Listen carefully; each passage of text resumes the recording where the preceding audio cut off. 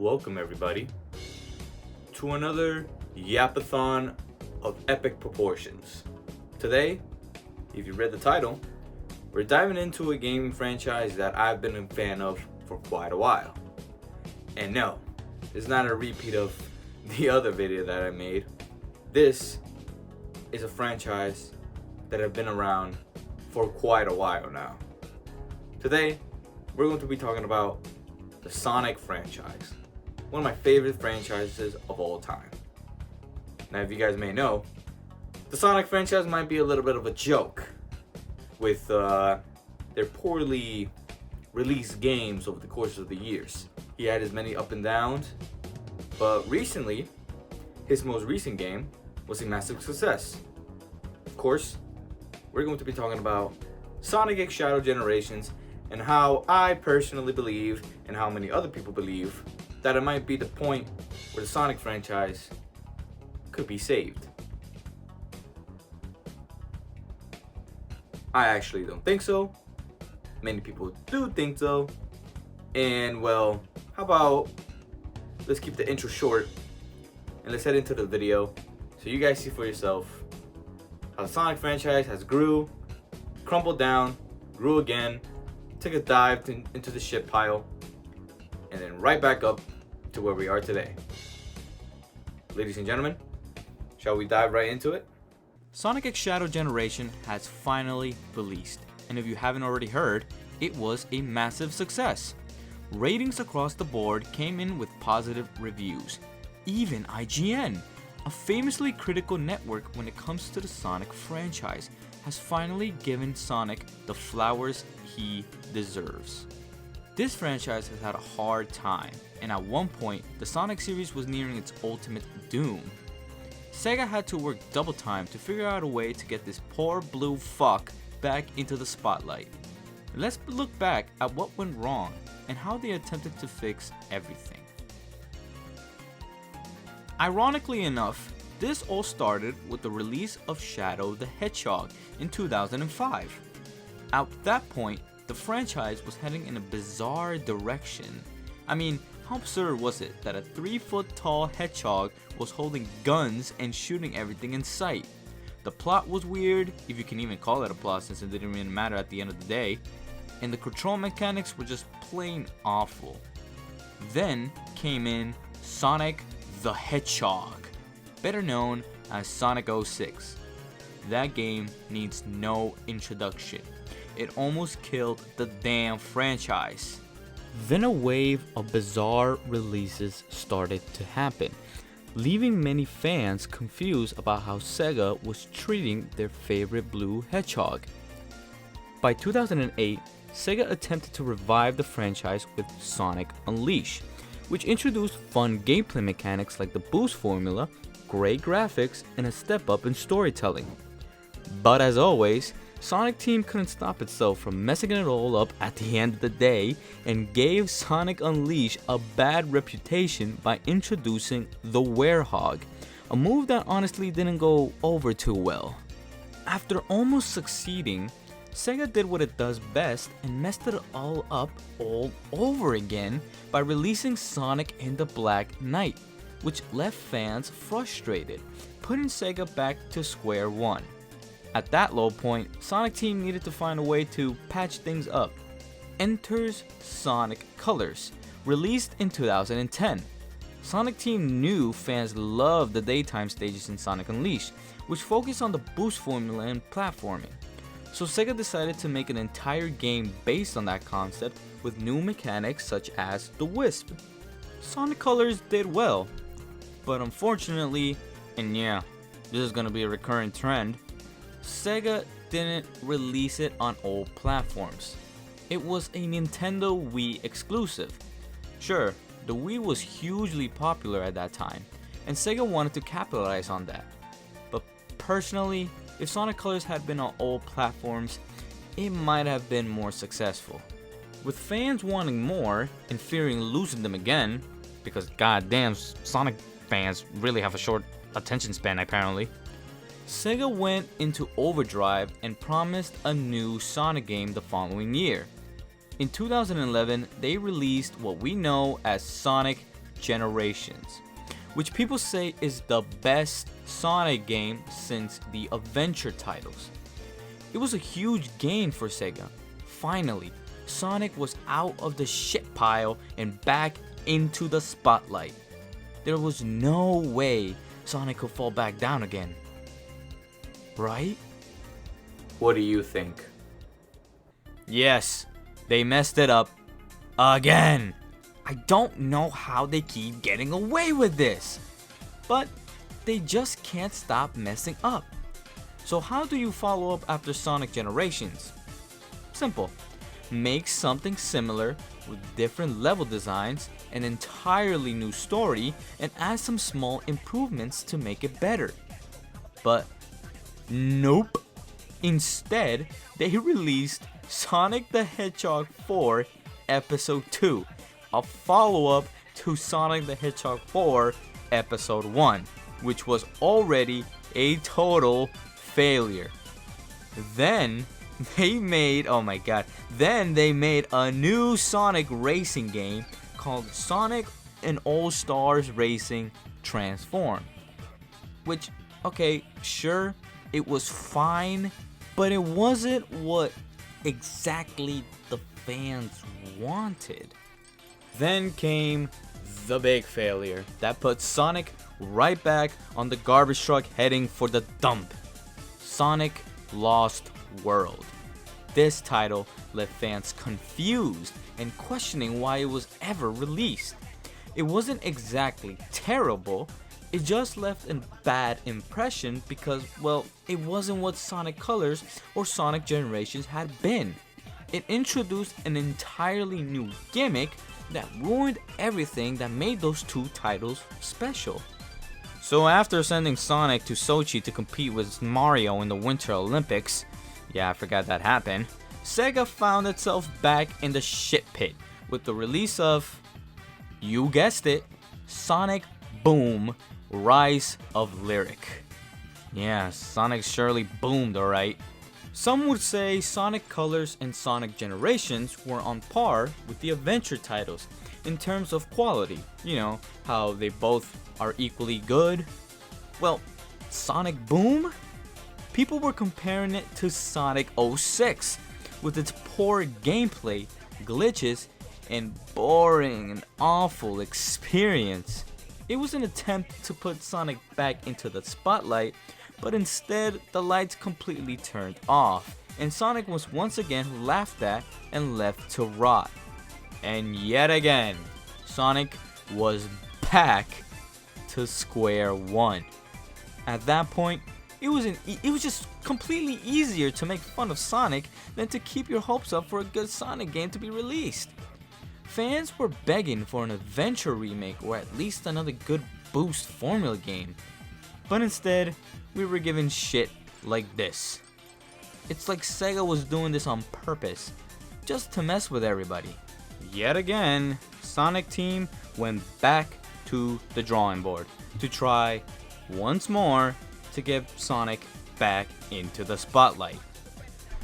Oh man. Well, after sending Sonic to the Olympics yet again with Mario, we'll get to that. Sonic Team decided to bring in a fellow Sonic fan with the hope of maybe bringing him some good content once and for all. This guy started out making Sonic mods and was responsible for porting old classic Sonic games to mobile. Hands down, the best versions of those games. Sonic Team decided that Kristen Whitehead, and not to get confused with Christian Chandler, would be put in charge of developing an entirely new classic style Sonic game that would once again win back the hearts of broken Sonic fans. And it worked out. With the release of what everybody now knows as Sonic Mania, a gorgeous 8-bit style game that looked everything that made the classic Sonic games special and turned it into a massive success.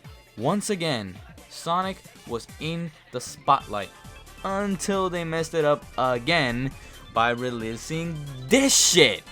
Yes, Sonic Forces, the game that forces you to play something else. Oh my god, honestly, how do they keep getting away with this? Fans were just tired of the bullshit at this point. How can Sonic Team release something good and positive that gives the series a chance for revival, only to follow it up with a bland, soulless, boring game? It's just absurd. This is why so many people see the Sonic franchise as a joke. One good game followed by something that's terrible.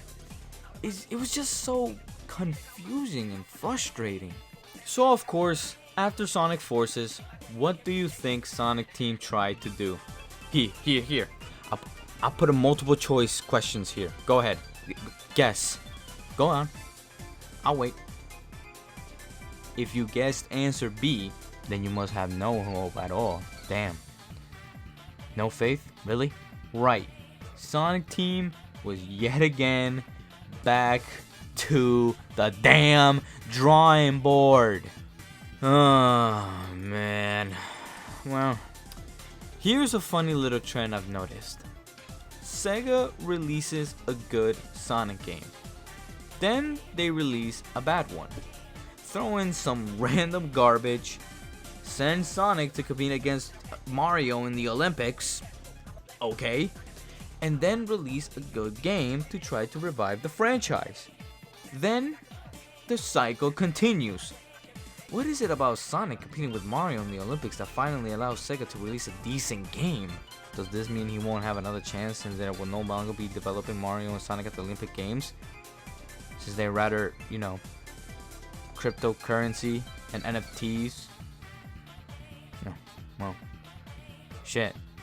That might be the case. Finally, we arrive at the past 4 years of Sonic. The last straw. The final attempt to put this blue dickwad back in the spotlight. It started with Sonic Colors Ultimate, a so-called remastered, or I guess in this case, recolored version of the original, released in 2021. Fans were excited to finally play Sonic Colors since it was going to be released on all platforms. But for some odd reason, they didn't bother to change anything. The cutscenes looked the same like they did in 2010. Nothing was recolored at all. Everything still looked like it was from the Wii. Laggy menus, long load times. It almost felt like a complete downgrade of the original. It was just plain bizarre. Once again, fans were angry, feeling like Sonic Team didn't care at all about Sonic and was just putting stuff out there, knowing fans would eventually buy it. I mean, I bought the damn thing. God damn it! But honestly, I feel like the reason they released Sonic Colors Ultimate was a complete distraction. Okay, we're heading into some fan theories now. But yes, you heard that right. My theory is that they released it to distract fans while they worked on their new project, Sonic Frontiers.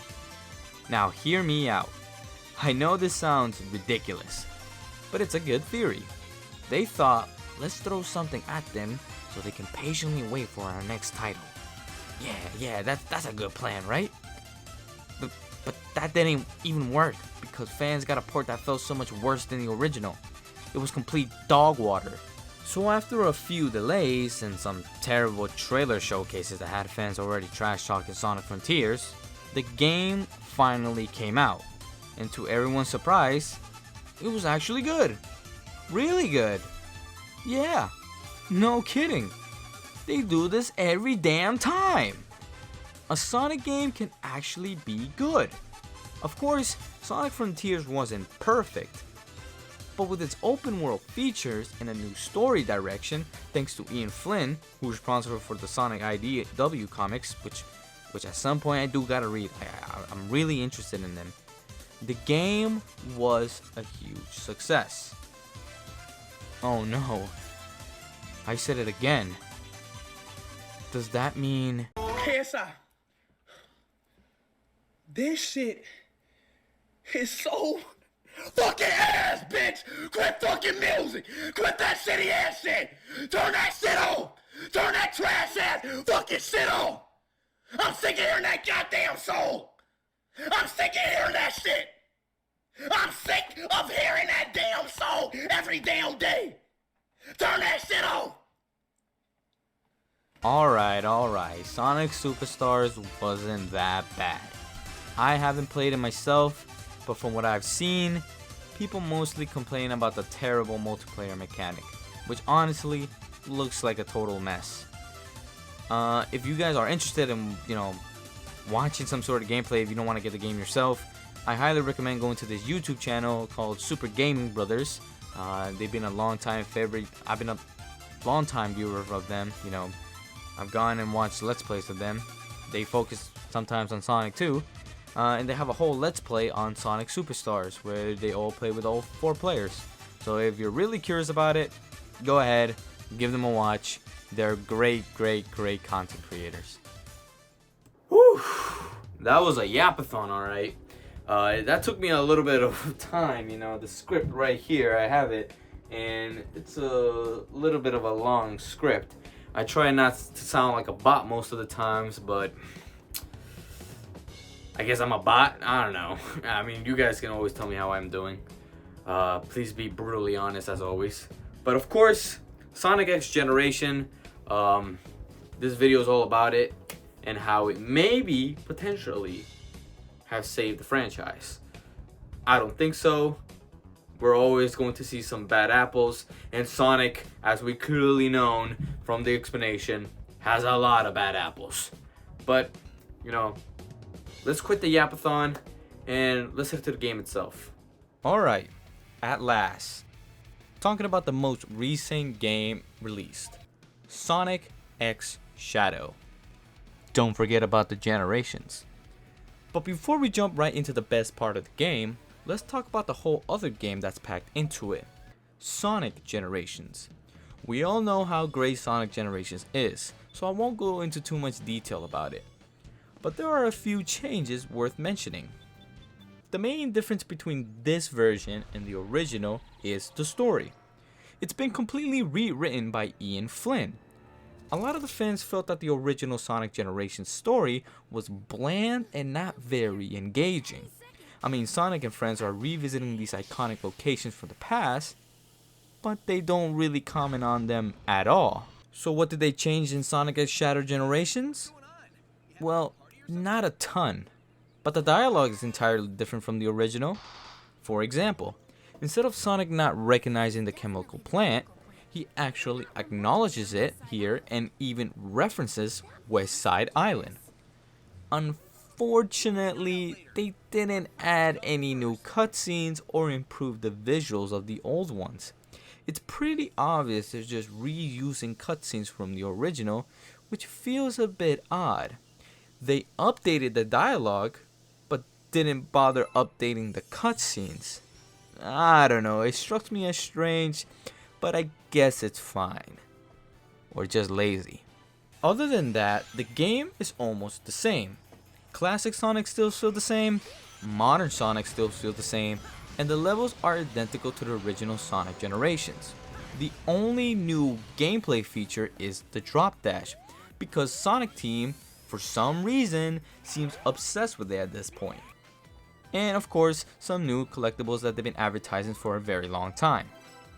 Now, in addition to the red rings, there are 3 Chow hidden in each classic and modern Sonic stage. They don't give you anything besides being added to the little stage select screen that's in the beginning of the stage select. Wow. There's also a Chow picture book with little description about each one. I guess it's neat. I guess, I don't know. I thought personally they were going to add a little Chow guarding now, but missed opportunity. Instead we get a little picture book. I guess this one is cute.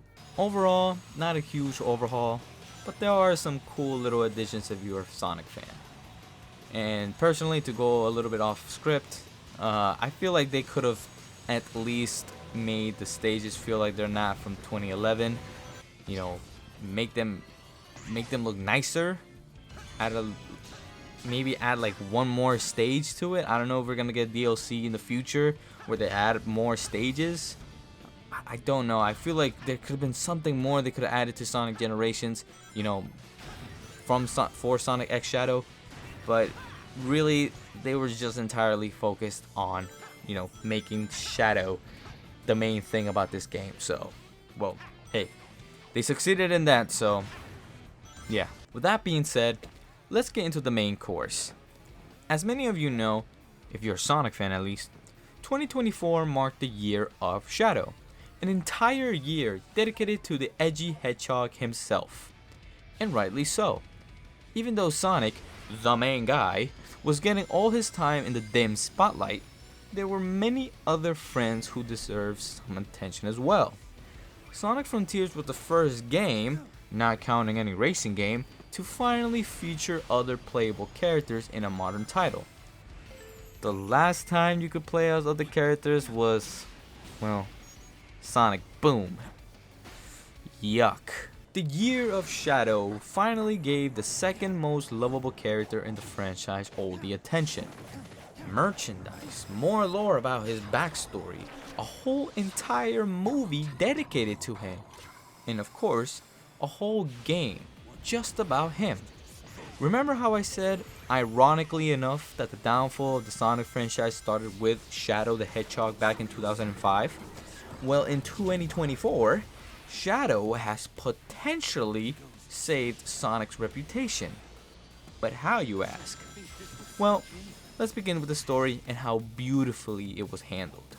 In a fan interview, and by fans I mean Twitter, or X, sorry Elon, Takashi Itsuka, head of everything Sonic related, mentioned that he wanted to introduce the year of Shadow because of the new movie coming out in December, which I'm really excited for.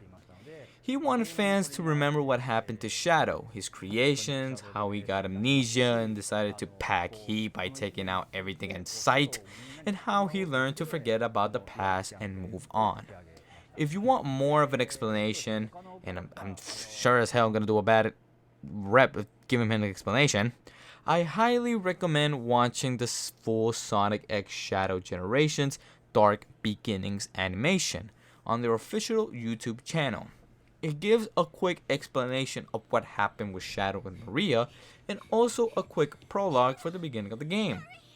And just a quick note, because, you know, I know a lot of fans been asking for this, and I've been there in the comments asking for them.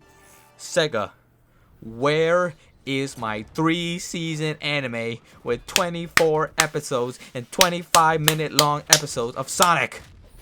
I really need it. Whew.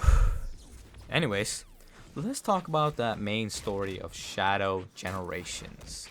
If you play Sonic Frontiers, you probably noticed how drastically Sega moved away from the corny, kid-friendly storytelling that defined most Sonic games up until now. It was a refreshing change of pace, appealing to all audiences. The story wasn't trying to be edgy like in the 2000 games, but it also wasn't childish and overly simple like the 2010 era. Instead, it struck a perfect balance with thoughtful storytelling. Now with the next game centered around Shadow, Sega clearly wanted to step up the presentation and writing, building on the foundation they established. Shadow the Hedgehog is one of the most fascinating characters in the Sonic universe, literally Sonic's opposite. He's dark, brooding, and let's be honest, cooler than Sonic himself. Why do you want to go to Mexico? I just love Latinas, Sonic. What? Adios, amigo. In Sonic Frontiers, I really enjoyed how the story explored Sonic's backstory and the depth of his relationship with his friends. But for Shadow, they went all out. What once was a tale of a hedgehog bent on revenge for the loss of his best friend Maria has now become a sad, emotional, and ultimately heartwarming story. By the end, you feel both happy and deeply moved for Shadow. This is what Sonic Generations should have been. In Shadow Generations, as you progress through the stages, you encounter 6 characters. Some are minor, like Orbot and Cubot, and for some reason, Big the Cat. Yeah, Big is here, still looking for that damn frog. Fun fact, Shadow smiles exactly 2 times in this story, and one of those smiles is for Big. I guess Shadow likes him? Who knows? The significant characters though are Omega, Rouge, and the big ones, Maria and Dr. Gerald Robotnik. For the first time in over 20 years, Shadow gets to reconnect with his first ever family. Sure, they're entities from the past, but the emotional weight of their reunion is massive. Shadow knows they aren't real, but that doesn't stop it from being a deeply meaningful moment. To set things right, Shadow has to face Black Doom, who's brought back thanks to the Time Lord responsible for messing with time in Sonic Generations. Black Doom's big scheme is a little unclear. He mostly comes off as a pissed off alien seeking revenge on his half biological son. Honestly, I'd be pissed too if I got my ass kicked by a 3-foot tall hedgehog. The story boils down to your classic bad guy screwing up time and space narrative, with Shadow stepping up as the protagonist to stop him. But the real heart of the story lies in Shadow's emotional arc. After years of letting go of his tragic past, he's finally reunited with the family he lost. It's bittersweet, knowing he has to say goodbye to Maria and Gerald all over again. Shadow has carried guilt for failing to save Maria and Gerald during the gun invasion of the Ark. He never got the chance to say goodbye. But in Shadow Generations, he looks them in the eyes, smiles, and finally moves on from the past. With a single tear, he finds the closure he always needed. There's nothing he wanted more than to see Maria and Dr. Gerald one last time, and he got that chance. Holy shit. Now that is a story. I know I probably didn't do it justice here, so I highly recommend watching the full cutscenes for yourself. Sonic Team really stepped up their game with this one, and I can't wait to see what they do next. Here's hoping the upcoming movie delivers an equally good story.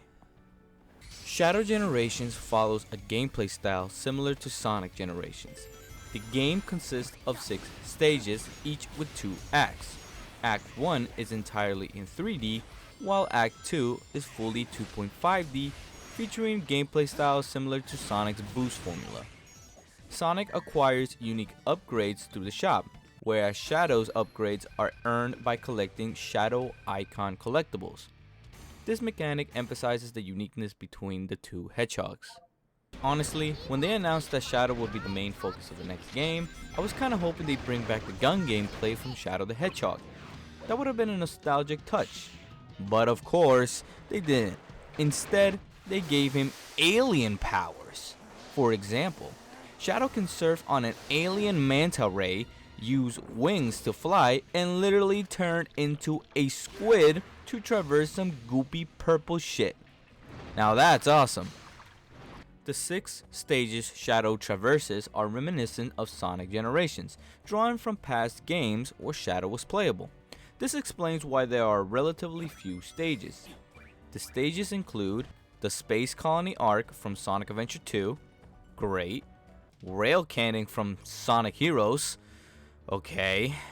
Kingdom Valley from Sonic 06? Well, I mean, I guess that makes sense. Wait a minute. Sunset Heights from Sonic Forces? Holy shit. Chaos Island from Sonic Frontiers. He wasn't even playable in that game. And what's the last one? Radical Highway from Sonic Adventure 2? Again? As the final stage? Oddly, there are no stages from Shadow's own game. At the end of each Shadow stage, Black Doom appears to mess with Shadow by warping the stage into Radical Highway. While Radical Highway is Shadow's most popular stage, this would have been a great opportunity to revisit levels like Wistopolis or the Black Comet from Shadow the Hedgehog. But I guess Radical Highway is cooler? Don't ask me. Ask Black Doom. He's obsessed with it for some reason. Why do you keep taking me back to Radical Highway? I just think Radical Highway is so cool. What? I mean, you grind down the suspension cables like whoosh, and then the fighter jets come in and drop bombs like. Each stage contains unique gimmicks paired with the abilities you obtain. For example, Kingdom Valley focuses on surfing, while Chaos Island incorporates the goopy purple shit for grappling. These challenges add variety to the gameplay. To access the boss in each stage, Shadow must complete challenge portals to earn 3 keys, just like in Sonic Generations. There are 4 challenges per stage, and they're fairly easy to complete. The game features 4 main bosses. The Bio Lizard, who attacks with bubble-like projectiles. They kinda do look like bubblegum, to be honest. Metal Overlord, who trash talks Shadow throughout the fight, which involves surfing mechanics. Oh man, this guy fell from grace. Mephiles, who simply wants to exist, but Shadow is like, nah bitch, yeah, I'm not allowing that shit.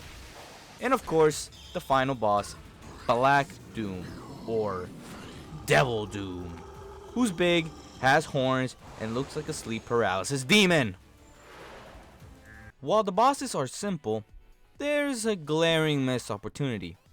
There's a cutscene where Shadow meets Sonic, which seems like it will lead to a rival battle. However, it's just there for plot. A rival battle from Shadow's perspective could have been awesome, but Sonic Team strikes again with missed opportunities.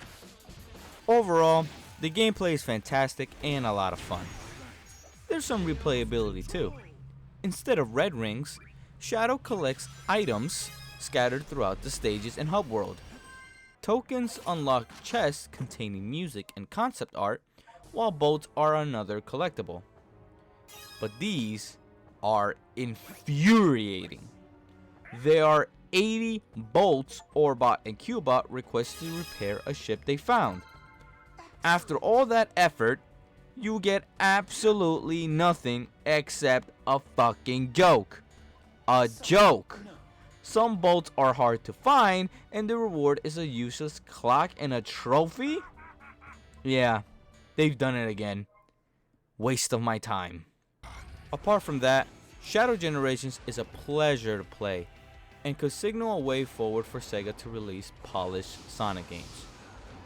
Hopefully, I didn't just jinx it. And that concludes the Yapathon of Sonic X Shadow Generations. I hope you guys enjoyed this little look back and small review of everything that has to do with Sonic. Obviously, I love the little blue asshole, and he's my childhood game.